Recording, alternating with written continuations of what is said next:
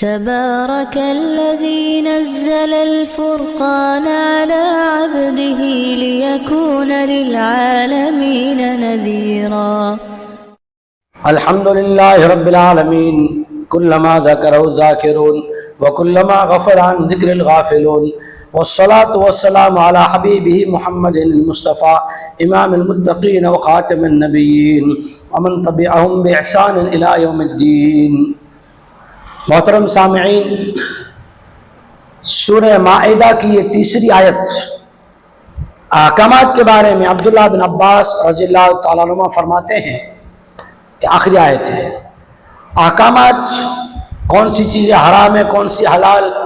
احکامات کے اعتبار سے، اور یہی وہ آیت کریمہ ہیں جو حجۃ الوداع میں عرفات کے میدان میں 9 ذی الحجہ کو نازل ہوئی، اور 1.5 لاکھ کا مجمع جناب رسول اللہ صلی اللہ علیہ وسلم کے ساتھ اس وقت موجود تھا۔ اللہ تعالیٰ نے کن چیزوں کو حرام فرمایا اور ہمارے لیے کون سی چیز کو پسند فرمایا اور کس کو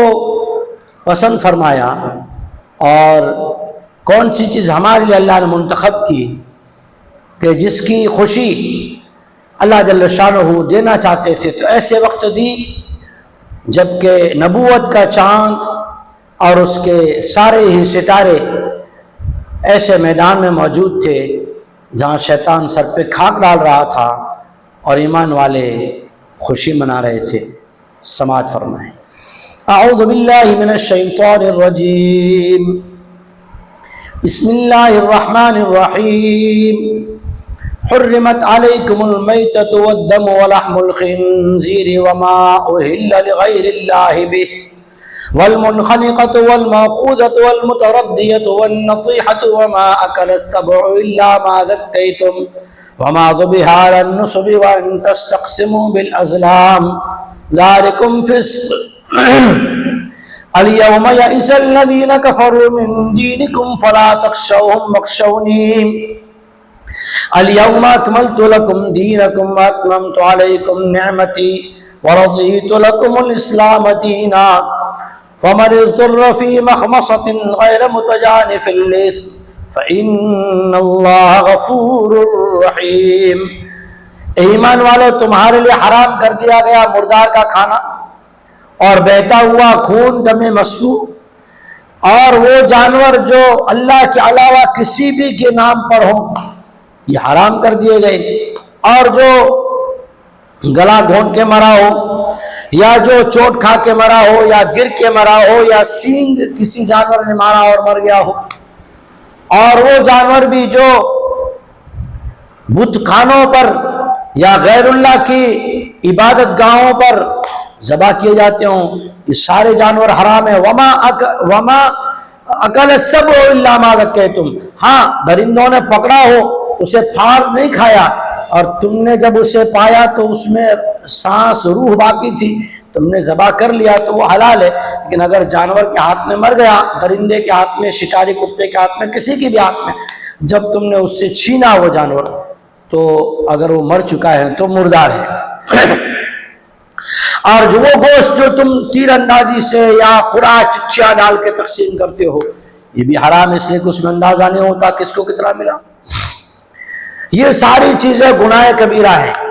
اور پھر حجۃ الوداع کی ایک مبارک بات اللہ دیتا ہے، الیوم یئس الذین کفروا، آج کے دن جو کفار آج تک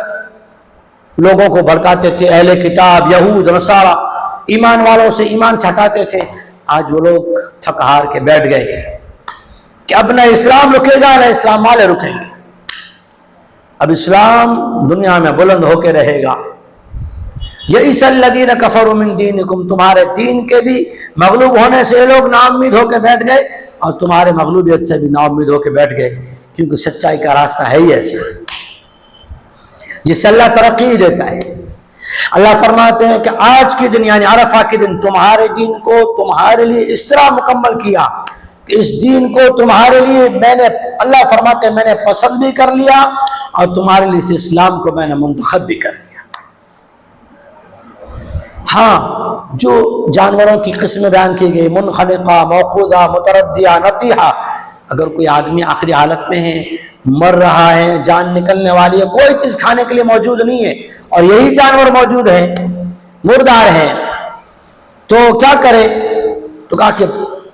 دل میں لذت اٹھانے کی، ٹیسٹ لینے کی نیت نہ ہو، اور اگر زندگی بچانے کے بقدر کھا لے تو فإن اللہ غفور الرحیم، اللہ جل شانہ معاف کرنے والا بھی ہے، رحم کرنے والا بھی ہے۔ اللہ جل شانہ نے ان میں جو جانور حرام کیے کہ میتہ، مردار، تو حدیث پاک میں آتا ہے، جیسا کہ ابن ماجہ وغیرہ میں حدیث موجود ہے، مشہور حدیث ہے، اللہ کے نبی جناب رسول اللہ صلی اللہ علیہ وسلم نے فرمایا ہمارے لیے دو مردار، ایک